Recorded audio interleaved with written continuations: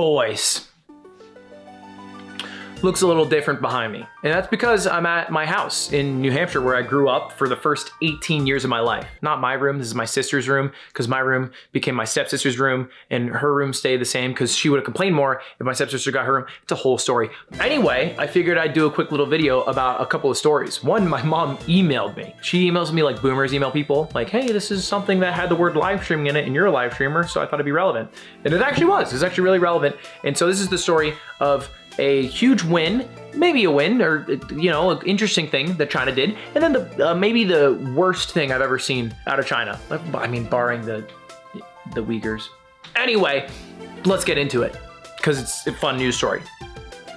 Kind of. Let's get into it. If you don't know, China is way ahead of the US when it comes to live streaming. They've had live streaming like 10 years before Twitch TV became like a household name. And even now, you go to any old boomer and you say, hey, do you know what Twitch is? There's a chance they'll be like, what? I don't know what the fuck you're talking about. In China, not the same. Okay, they've been doing live streaming. And so one of the live streamers, her name is Viya. I'm definitely butchering that. She is a live streamer, but also like a top class celebrity. Like, you gotta understand, XQC, biggest live streamer in the world, averages like, around 100,000 viewers. Ninja, even in his heyday, had like a couple 100,000 average for like a few months. Viya averages millions of live viewers. Like, has streams that peak with tens of millions of live viewers. She's a billionaire, okay?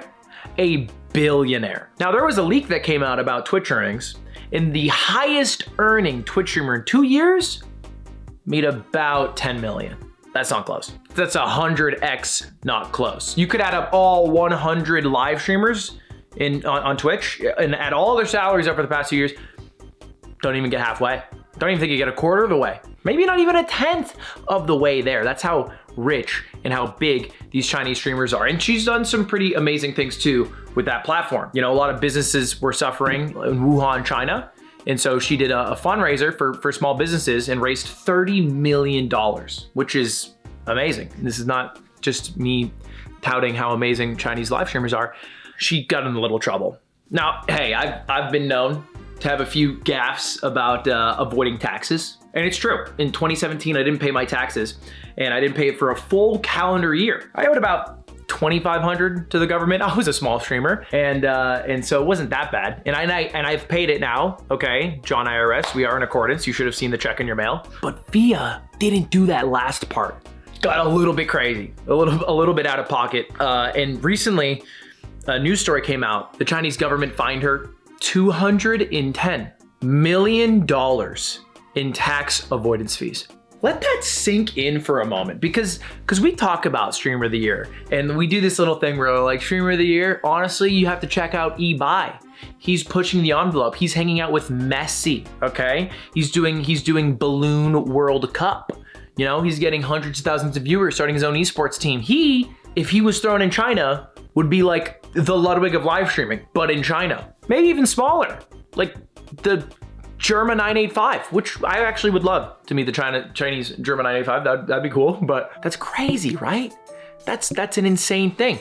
And so this is actually a video, 2 parts, about one, great things that the Chinese government has power over. They're able to use to smack down on huge influencers to make them pay their fair share, which I'm on board with, by the way. I think, I'm on board with a billionaire who avoided taxes paying $210 million, even if she's doing some cool charity things. I think that's fair.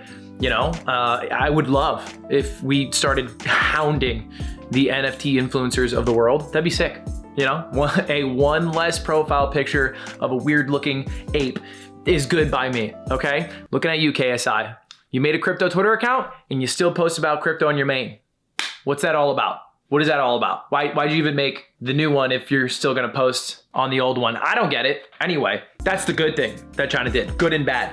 What's the bad? This one you might have heard of. Oh, probably gonna butcher this again, and I apologize if I do, but other person who is a influencer of sorts because they're one of the best tennis players in the world, Peng Shuai. Oh God, it's probably terrible. Not worse than my Italian, I imagine. Peng Shuai posted about sexual assault on like Chinese Twitter, whatever you want to call it. Within 30 minutes, the post was removed. Okay, and I'm mostly recollecting this story from the infos that I've heard and kind of giving you a basis of information that then you can do your own research, or just watch this video and then forget about it and move on and be like, damn, that sucks. Anyway, post about sexual assault on Twitter from a huge high-ranking Chinese official, like one of the top 7 or 9 guys who basically run the Chinese Communist Party, the CCP, I think a former member, and said that he assaulted her, right? And just kind of spoke open about it and was like, yeah, this is me being comfortable sharing my story so other people's are more comfortable sharing theirs too, okay? Taken down after 30 minutes. Then she disappears